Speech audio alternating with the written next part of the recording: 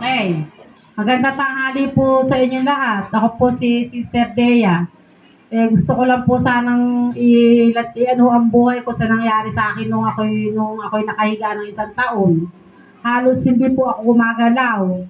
At yung maigalaw ko lang po, Lord, ang isang pa ako, tuwan-tuwa na yung pamilya ko.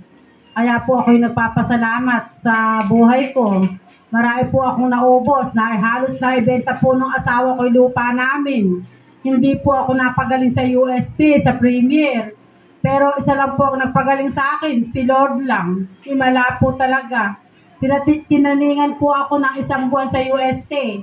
Na ako daw po kakabilang buhay na. At habang panahon daw po akong hindi makakalakad na, sabi po ng doktor. Pero po yung asawa ko, nanalig po kami sa Panginoon, na kami sumampalataya sa Kanya. Sabi po nung mister ko, Jesus, pagalingin lang po ni asawa ko. Kami po ay magpapabautismo ng pamilya. Kaya po napakasakit po na nangyari sa buhay ko noong 1 taon. Ang buhay ko po wala na po sigla. Ayoko na po nakakakita na dumadalaw sa akin. Pero si pastor po, nagpapasalamat ako. 1 taon po niya akong pinagtiyagaan. Tsaka po yung kumari ko, Rose, siya po naging daan para ako mabuhay at mapunta po ako sa simbahan.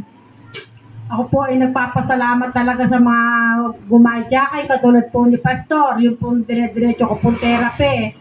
Nabigyan po niya ako ng, kuminsan po binibigyan niya ako ng pera, pang-therapy ko doon po sa amin. Nagpupunta po siya doon. Kaya po naman po sa awa naman po ng Diyos, ito na ako ngayon. Sumasamba na po ako sa bahay-simbahan.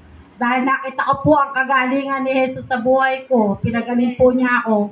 Kay buti-buti po ni Lord. Napakabuti po niya. Kaya po ako'y nagpapasalamat. Ngayon po, 1 taon na ako. Sa awa po ng Panginoon, wala po ako nararamdaman.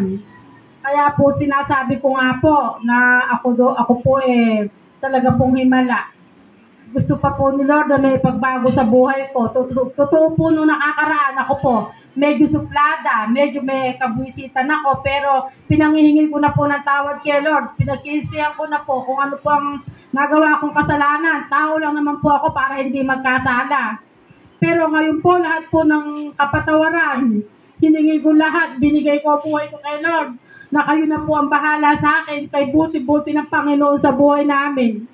Lahat po ng pagpapala, nakakamtam ko po kay Lord, totoo po yun. Napakabuti po niya. Kaya po ngayon, ako po yung nagpapasalamat. Birthday ko po sa Huwebes.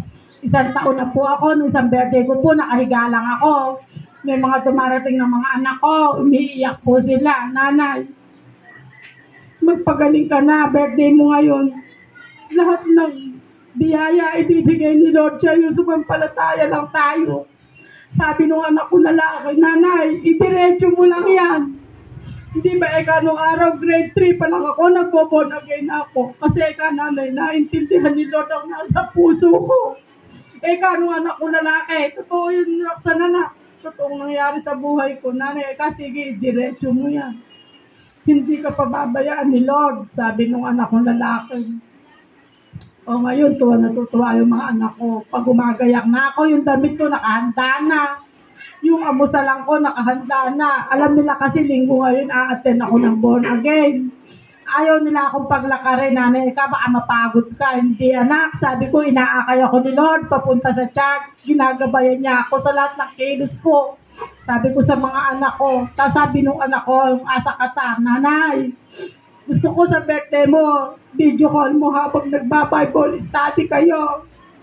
Ako anak, yan, Nanay, pag uwi ko sa December, sasama na ako sa yung umaten ng born again. Nung anak kong panganay. Talagang kay buti ng Panginoon sa buhay ko. Lahat ng hiniling ko sa Kanya, ibinigay niya. Ang unang-una kong hiniling sa Kanya, yung kagalingan kong binigay ni Lord sa buhay ko. Totoo po yung Panginoon. Na ako po'y nagpapasalamat sa inyo. Napakarami kong perang naubos. Sa Cabio General po ang naubos ko. Merong 80,000. Hindi ako napagaling. Walang nagbago. Hanggang nagpunta kami ng UST. sa Premier, puro MRI, CT scan, puro ganun lang ang pinagagawa ng mga doktor. Minsan 20,000, magbabayad yung asawa ko, nagbayad siya ng isa, 80,000. Sabi ko sa asawa ko, tigilan mo na ako ng pagpapadoktor. Hindi ako giginhawa dyan. Nakita ko si Mari Rosie ko, Mare, sabihin mo nga kay Pastor, i-Bible study niya ako.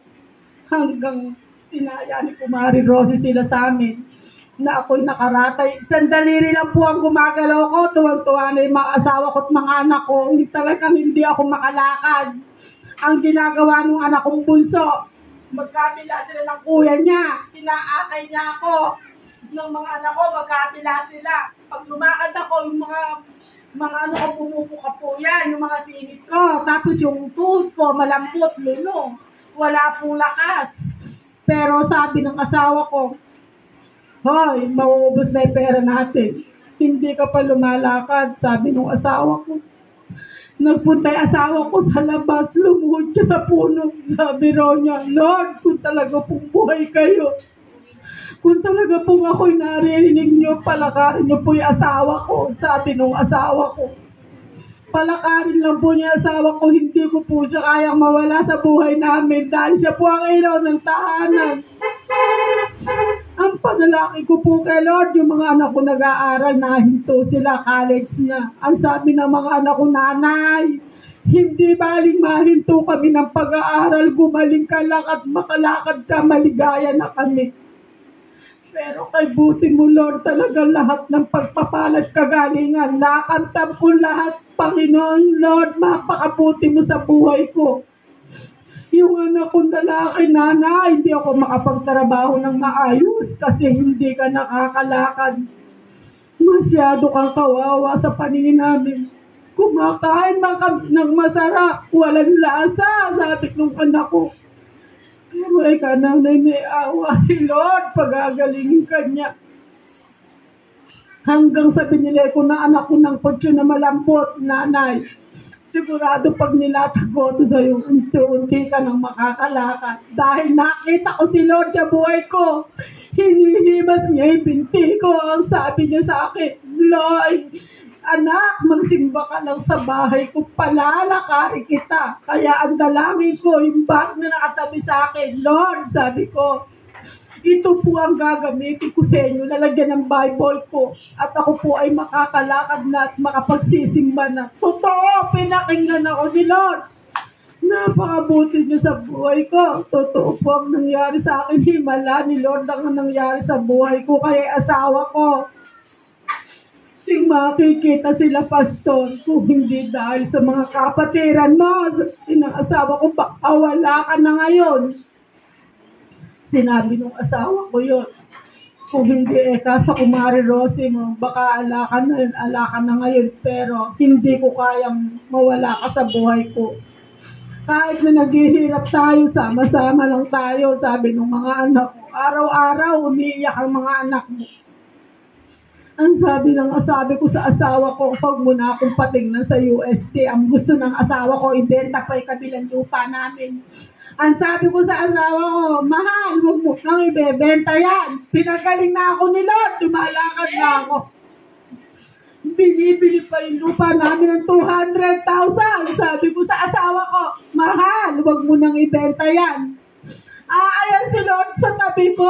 Sabi niya sa akin, Dea, lumakad ka na at magsimba ka. Totoong Panginoon. Lahat ng panaginip ko sa buhay ko, nakita ko. Ang pagpapalat kagalingan niya, nakita ko lahat sa buhay ko.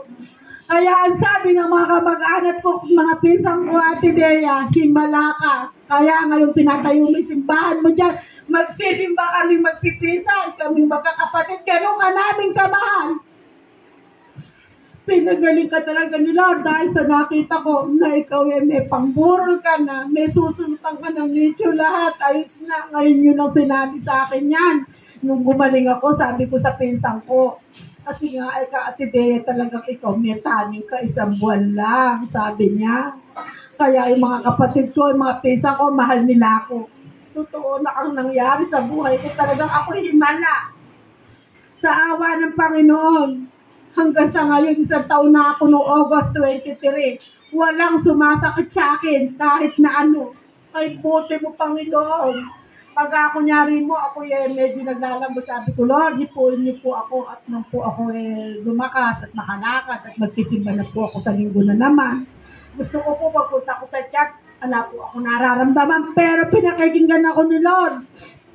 Lahat ng sinasabi ko at hinihingi ko sa Kanya, ipinigay niya. Kaya napakabuti ng Panginoon. Napakabuti niya. Kaya asawa ko, sabi niya, mahal, kala ko lupa natin maibebenta pa. Hindi ako titigil hanggat hindi ka gumagaling. Kahit na maubos lahat ng lupa, kung gumaling ka lang, sabi ng asawa ko, tigilan muna ako yung pagbibenta ng lupa. Pagagalingin ako ni Lord, basta sumampalataya lang tayong pamilya. Alam mo yung asawa ko, totoo sa buhay ko, nakikita ko yung asawa ko nakaluhod yan. Gabi parang pugok siya. Umaga niya sa TV sa mga patotoo, sa mga Bible study. Lahat ng nakita ng asawa ko totoo. Kaya kami sumampalataya.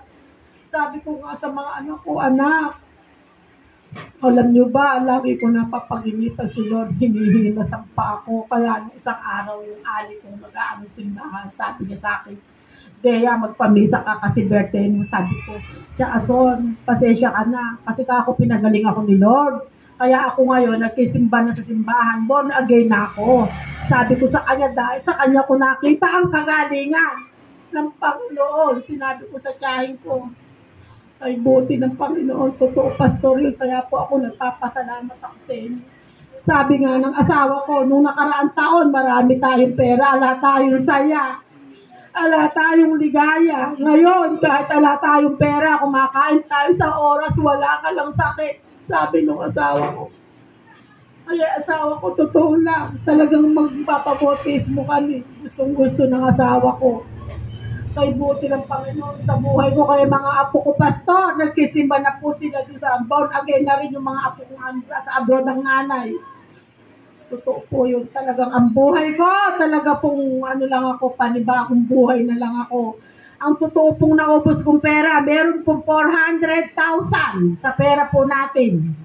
Hindi po ako napaginhawa, hindi ako napagaling. Itong Bible po na ito, araw-gabi katabi ko. Nasa ibabaw ko siya, nakakatulog ako. Sabi daw ng asawa ko, kay asawa ko talagang nagbago.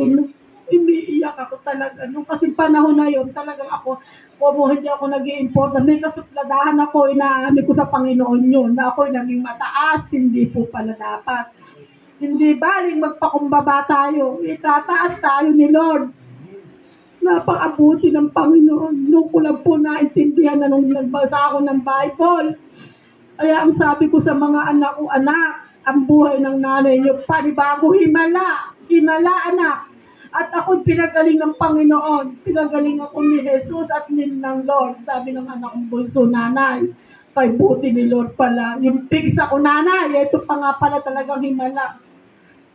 2 taon na bunso kong umiinom ng gamot. Hindi gumagaling ang pigsa niya. Pero nung pinatanggap namin ni Pastor, ang sabi nung bunso ko, nanay, yung pigsa ko, magaling na. Hindi siya uminom ng gamot. Totoo. Lahat ng hiniling ko kay Lord, ibinigay. Kaya napakabuti niya. Napakabuti ni Lord sa buhay namin. Kaya gusto ko nga, sabi nga nung anak ko nasa abroad, nanay, ang pera, palamuti lang sa tao.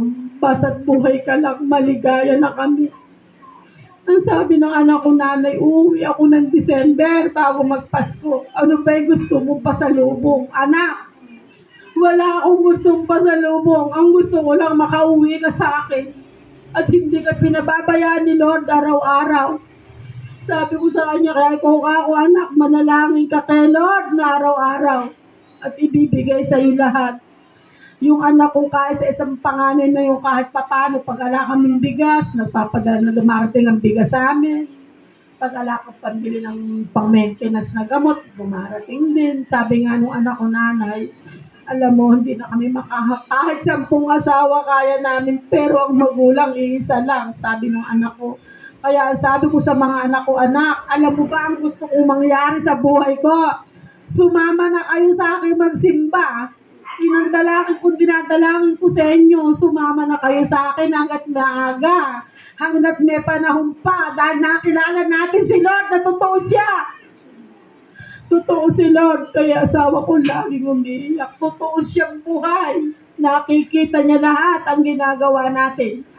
Sa oras-oras nakasubaybay siya sa atin. Pero siya, hindi natin siya nakikita. Pero si Lord, sinusubaybayan niya tayo kahit nasaan tayo.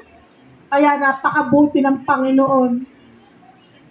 Kaya po ako nagpapasalamat kay Pastor, talagang napakabuti-buti rin po nila sa ni Sister Sol. Na pinagtsagaan nila ako ng 1 taon, na araw-gabi binabaybolan nila ako. Minsan magigising ako ng maaga. Sabi ko sa asawa ko, hoy, pagkape mo na ako, maliligo ako. Kasi darating ngayon yung mga born again. Para ako hindi naman nakakayang mapanghe ko dahil nakapampers ako noon. Sa awa naman ni Lord, lahat ibinigay niya sa akin. Napakabuti ng Panginoon, hanggang dito na lang po. Marami pong salamat.